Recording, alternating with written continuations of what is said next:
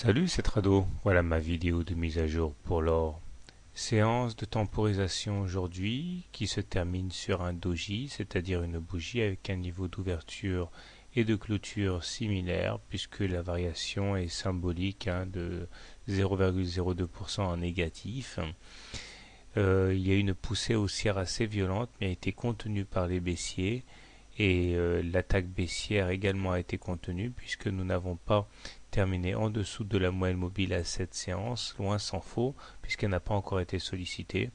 Donc les intervenants se sont contentés d'acter la clôture au-dessus de la M7 d'hier en pérennisant cette situation aujourd'hui.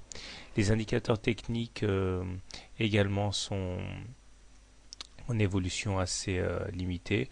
Le MACD demeure sous son signal, le momentum reste positif, seul le stochastique franchit un pas aujourd'hui en croisant son signal. La M20 demeure croissante, ce qui signifie que puisque nous sommes au-dessus d'une M20, nous sommes en tendance haussière et j'ai envie de dire que l'essentiel est là.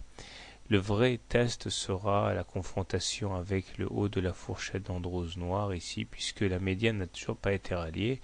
Donc de deux choses l'une, soit le contact avec le haut de la fourchette d'Androse est fatal et on sera parti pour une rotation dans la fourchette avec un risque d'aller chercher la médiane, soit comme je l'espère, la confrontation avec le haut de la fourchette d'Andrews débouchera sur un dépassement de cette dernière, avec donc pour objectif un retour sur le haut du canal noir ici, c'est-à-dire un retour sur les 1440 par là.